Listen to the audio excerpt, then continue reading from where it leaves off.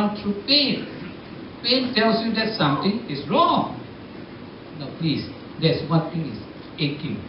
Aching and pain, they're two different things. You feel a bit aching, that's okay. But once you feel pain, it's telling you that something terrible has gone wrong. And once something has gone wrong, don't challenge it. And you're challenging your own body. You're injuring your own body. Now the first sign of atypical pain takes 3 days off. Pain, I don't feel very nice. Take 3 days off. It's not going, you're not going to lose a lot. Even if you take 1 week off or 2 weeks off, it won't disturb your stamina. Once you train, like now, if you don't run anything, even for 2 weeks, you're not going to lose the stamina. Beyond that, yes, you begin to lose. So this is one thing. Now the 4th day was so-called do the walking, water training, and do the swimming or cycling if you want. And then the 4th day, run normal, easily, what's so-called amount at a slow pace. So that you can actually, if you are injured, you want to regain, you have to let your body recover. Now, if it's successful, no pain, then take a day off. Let it rest another day off, and then after that, run another also shorter mile and slower than normal also called pace, but faster.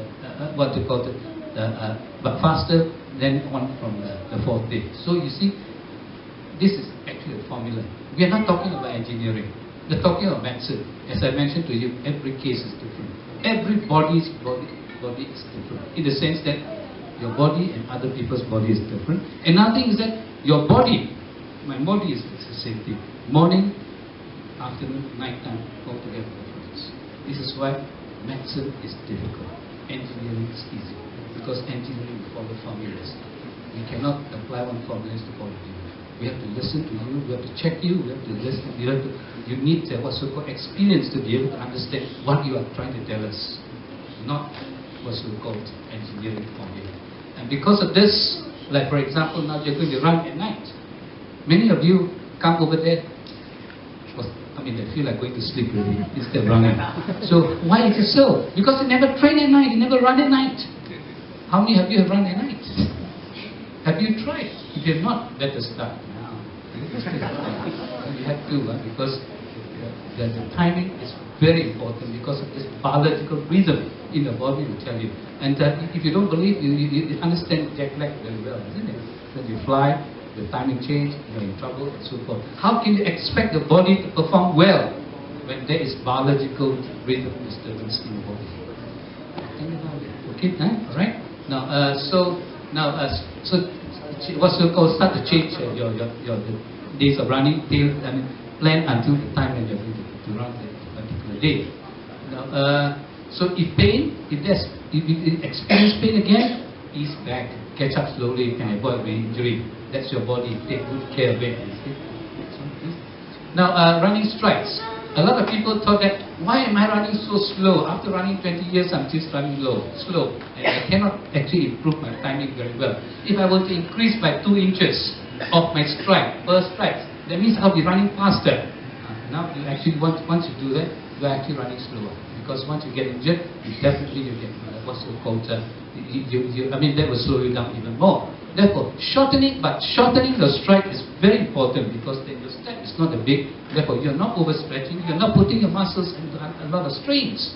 And because of this, you can reduce actually the chances of tibial stress fractures and other injuries. By reducing even a little bit of your what's so-called the stride itself, you improve so-called the chances of not getting injuries. So you can reduce pain, improve functions, and in fact reduces injury risk. Next one, please. Now, you use strength training to balance your body. How many of you actually have done strength training other than what's so-called, I think only one. It can be shorter, it can be frightening, only one. Because you always thought that I do running as good enough. But actually, why is it so? You have a look and see. It's better muscle strength to give you better what's so-called or proper body alignment to handle or crunching or twisting and the talking of outforce per strides. You must understand. Maybe you have seen your friends run, or you don't know how they run. Is it? A good runner will run in a very economical way, a very smooth, very nice way how to run. So you can look at the body and you appreciate it. And it's so nice, that the way this man runs or person run. It's so nice. You can appreciate it. But you can also, you've seen a lot of runners who just waste a lot of energy left and right and so forth. And some of them purposely try to add extra, thinking that they're actually doing more exercise by torquing the body here and there. But what they're trying to do, you're putting extra stress on your body of those so-called unnecessary movements. And because of this, there's always increased chances of what are so-called injuries. Economic running, very smooth running. The running style is very, very important, not to get injured. Okay. Now, second one is strengthening the hip. We always forget about our hip. We always talk only our legs and other ankles and our quadriceps, our hamstring, our other regions, but we forgot our hip. Who is holding you? The hip is holding you, not the ankle, not the knee. It is the hip. Because every step that you move, the hip will have to actually pull you up nicely. And we train all the other places except our gluteal muscles, or those muscles which are actually controlling our hip. And therefore, you forget the most important part. And therefore, once you do that, you tend to get injured. And the problem is that once actually you get very so-called, if the hip is weak, then you tend to actually get injuries of the other regions. Even your hamstrings and even your ankle. So you can see strengthening the hip muscles, in particular adductor and adductor, in others closing and opening, and then the gluteal muscle, which is actually, in other words, is the buttock. That is the buttock muscle. The buttock muscles are very important because that's where it controls the whole body too. Now increase your leg stability all the way down to the ankle. So this is one thing that we always forget. If you don't know how to exercise your gluteal muscle, look at internet. Today you can learn all this on the internet. Look at internet and then do it. Okay. Now good running is symmetrical and fluid. I like this sentence. It's symmetrical. You can see the person running, the time is so symmetrical. It's not wasting of energy. You don't see what's so-called a very awkward kind of movement. Very smooth, very nice, symmetrical and fluid. That's how it's the economy of movements. That's how they don't get injured. And loss of muscle balance. If you don't actually, if your hip is weak, there's loss of muscle balance, and then because of this, you lose the symmetry, and then there's prone to injury. Okay, next one please. Yeah, now rise. We are not asking to take nasi, rise. But actually, this is the formula which every runner, even if I wake you in the middle of the night while you are dreaming, I ask you how to treat yourself, rise. In other words, this is the formula that you treat yourself. How? By using rest is very important. And then the second one is eyes, compressions, and elevation. You must always remember this. Don't like so-called get injured and then wait for some time, then come and see doctor. And hope the walk doctor will do wonders. It is you who can do wonders whenever you get injured by applying this simple formula of rise. Of course, we have added in the word, what's so-called the word be, which actually, now I think I'll come to that. Now, eyes, how do you use eyes? Some people could use eyes and put and then immediately remove and see again and again. You are wasting time. When you put eyes, the first sensation is you feel cold. Your skin will tell you it's cold. After that, your skin says, I don't like it. It's too cold. Therefore, the skin will trigger off a second set of what's so-called a nervous system. In other words, it tells us that it's not a little bit burning sensations. After the burning sensation, it tells you, I don't like it, it's burning, throw it away. But you still continue to apply. What happened? It tells you it's pain. So the third sensation is pain. The unfortunate part is most of us do not understand that. Oh, it's painful, this doctor talk nonsense, ask me to apply ice now. First is cold, second one is now burning sensation, and third is actually pain. And he wants me to suffer more. No. The pain will be only for a short while. The third set of sensation of pain will be only around about 15-20 seconds. I always tell my patients about 1 minute because I block them. I tell them that 1 minute, at least they apply longer. You see? By the time 1 minute, they find very nice. If I say 15 seconds, they count 13 seconds, they remove, then they apply. So it's better that I tell them longer. So it applies until at least, until when? Until when the skin becomes numb. When the skin becomes numb already, then you continue to apply, and that's the time when you start counting.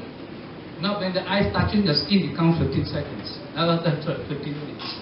It is when you start, when your skin becomes numb, then you start to count for 10 or 15 minutes.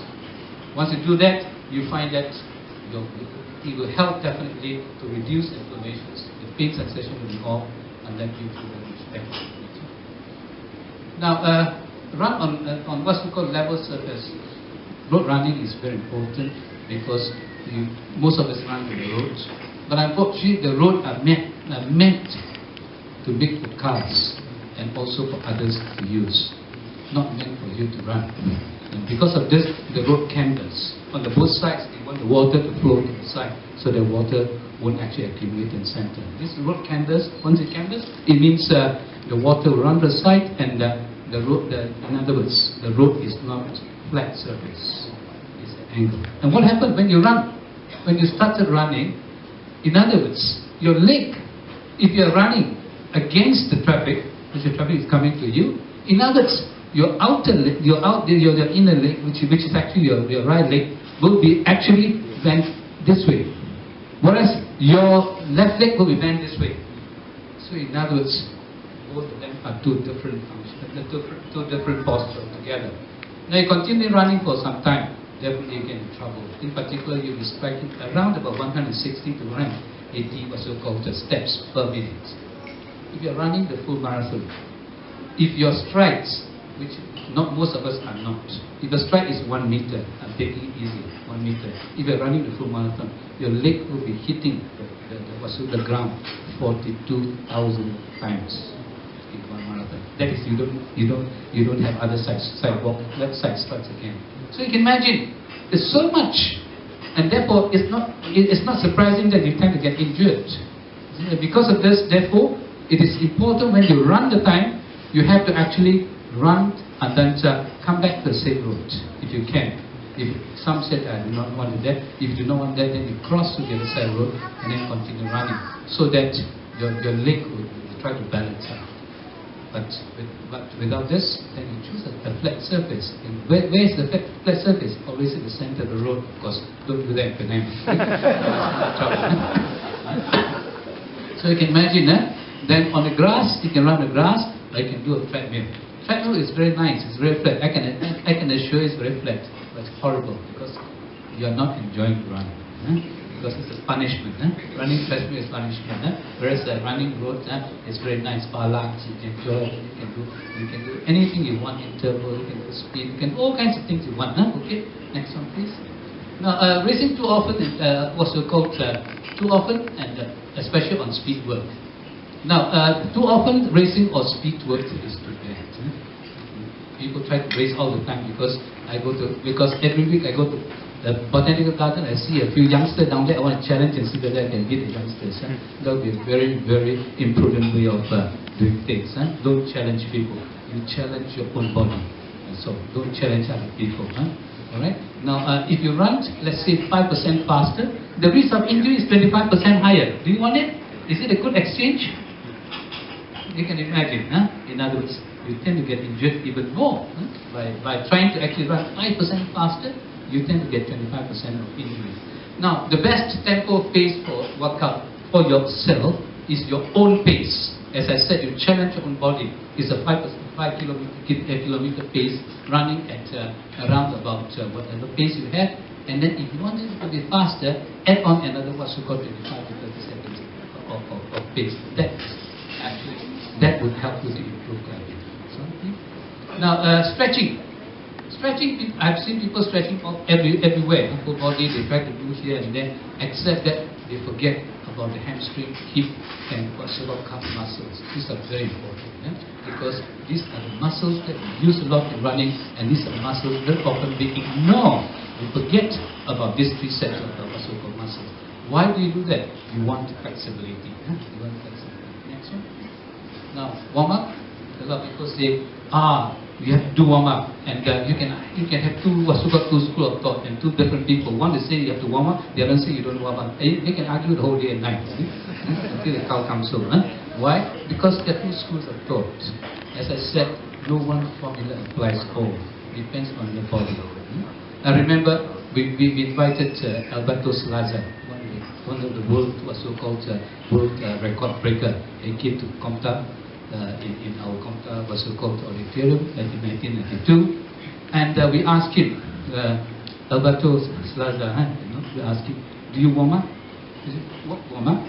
I said, do you do all kind of stretching and running and then warming up so that you go? He said, yeah, I do, but when I started running, the time, that's my warm up.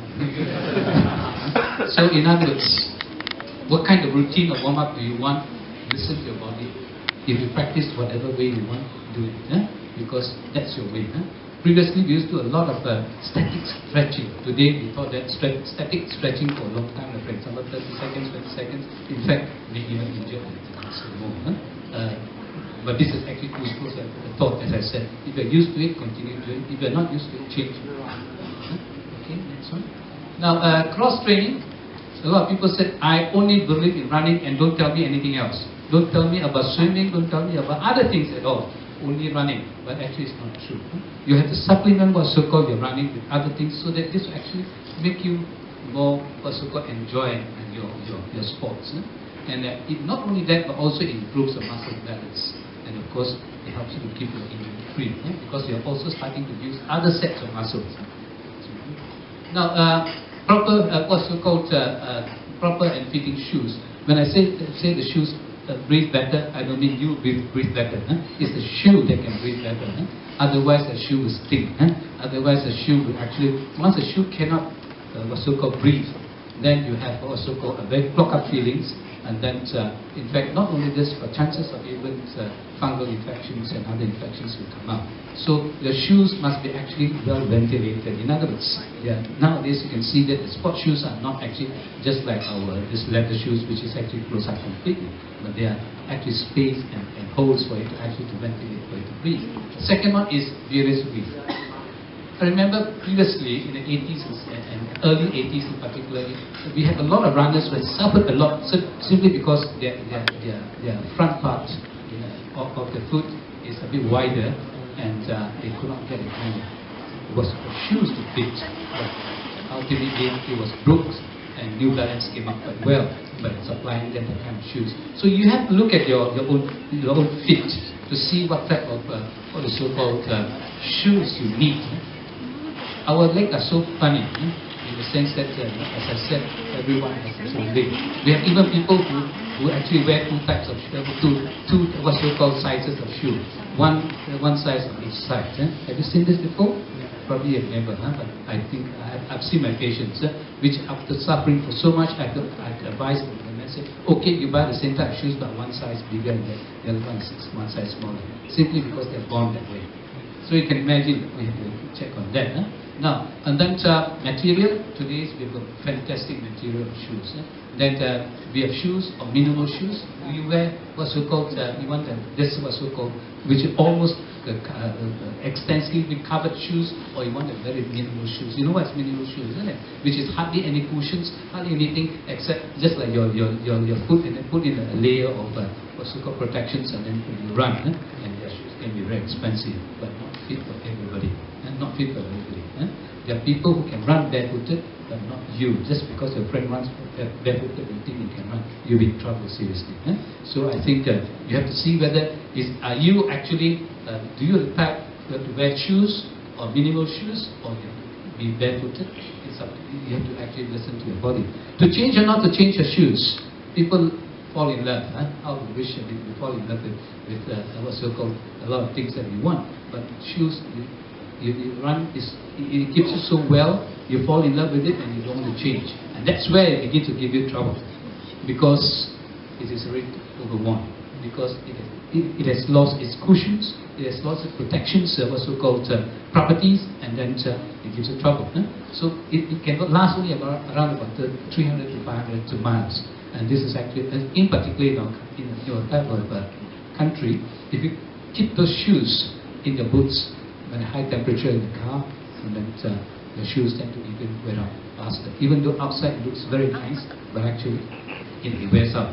Be very careful. Now, which is the best shoe for me? Ask yourself, then whatever shoe that fits you, that's the best shoe, not other people's shoe, not the expensive shoes and so forth. It is the one that fits you.